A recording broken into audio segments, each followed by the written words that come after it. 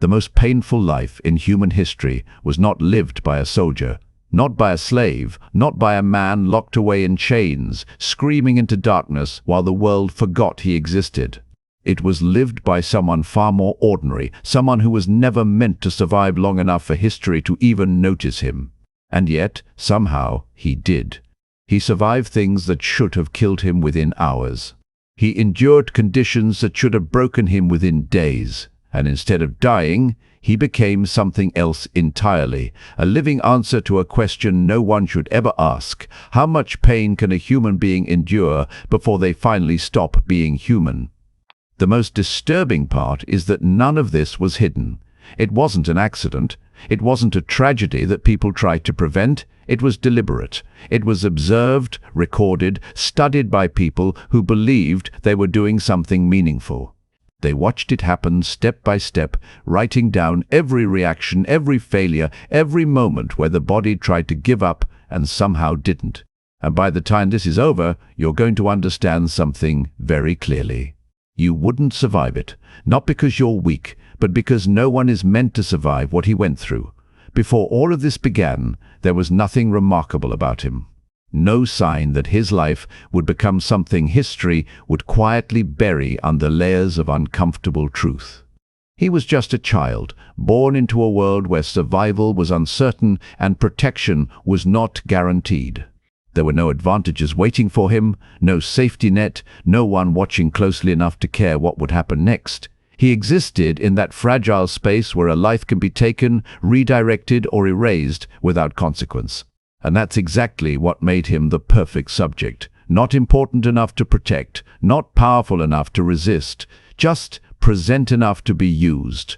At first, nothing seemed extreme. The beginning never feels like the end. It starts small, controlled, almost justifiable if you look at it from the wrong perspective. A simple observation, a basic procedure, a question about how the body reacts under stress. There were moments where, from the outside, it might have even looked like progress.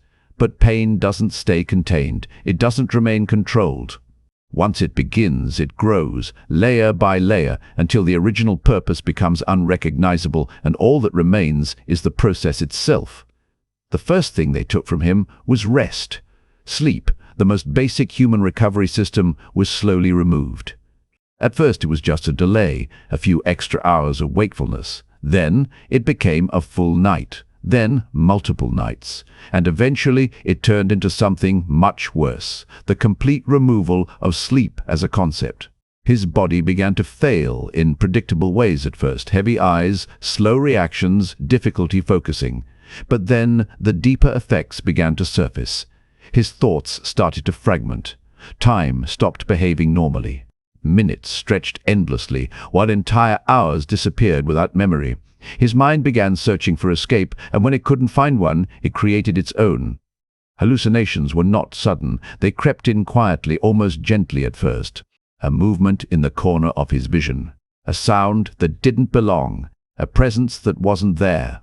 But over time, those fragments grew stronger, more convincing, until reality itself began to dissolve. He could no longer separate what was real from what his mind was creating to protect itself. And every time his body tried to shut down, every time his brain tried to force sleep as a last act of survival, he was pulled back.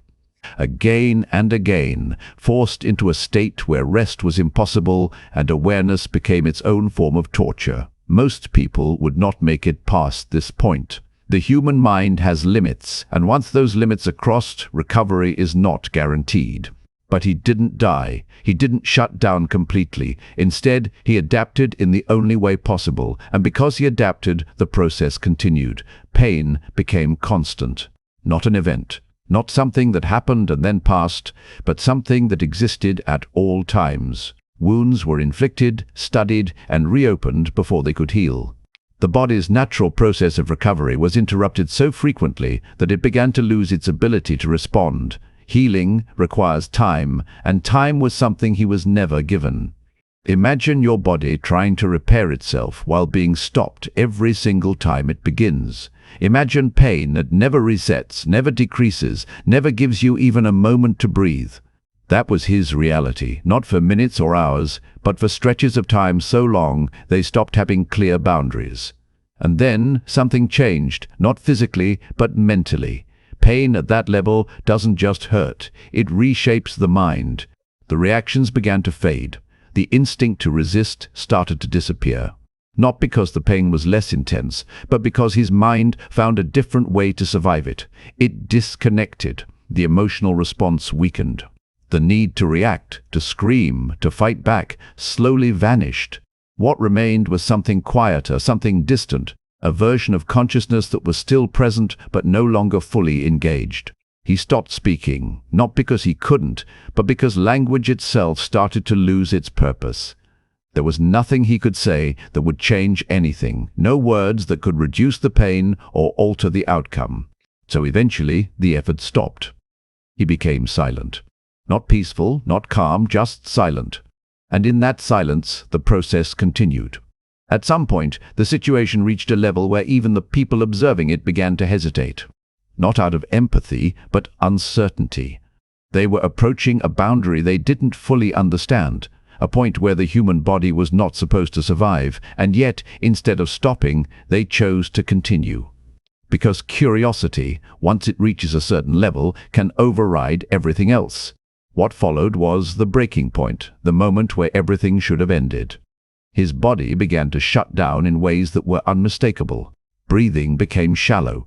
His heartbeat weakened. Systems that had been pushed beyond their limits finally started to fail. This was the moment where death was expected, where the process would conclude with a predictable outcome. But it didn't happen. Somehow, he held on. Not in a way that could be called strength, not in a way that suggested resilience in the traditional sense, but simply because his body had not yet reached its final limit. It continued, barely, just enough to remain alive, and in doing so, it answered the question they had been asking from the beginning. A human being can endure more than we think, far more, but endurance is not the same as survival in any meaningful sense. When it was finally over, when there was nothing left to test, nothing left to measure, nothing left to push beyond its limits, what remained was not the same person who had been taken. The body was still there, still functioning at the most basic level, but the mind had changed in ways that could not be reversed. The connection between pain, identity, and awareness had been altered permanently. What was left was not a full person, but something reduced, something that had endured everything and lost almost everything in return. He lived, but not in a way that we would recognize as living. There was no return to normal, no recovery, no moment where everything made sense again, just continuation, just existence without the structure that gives life meaning. Now think about where this started. Not with a warrior, not with someone trained for suffering, not with someone who chose this path, just a human being placed into a situation where every natural limit was ignored. And the truth is simple. If you were placed in that same position, under those same conditions, with that same endless, unrelenting pressure on your body and your mind, you would not last. Not because you are weak, but because no one is designed to survive that. And maybe the most disturbing part of this entire story is not what was done or how far it went, but the fact that, even after everything, even after reaching a point where survival itself lost its meaning, he still didn't die when he was supposed. Too, he endured, and sometimes enduring is worse than anything else.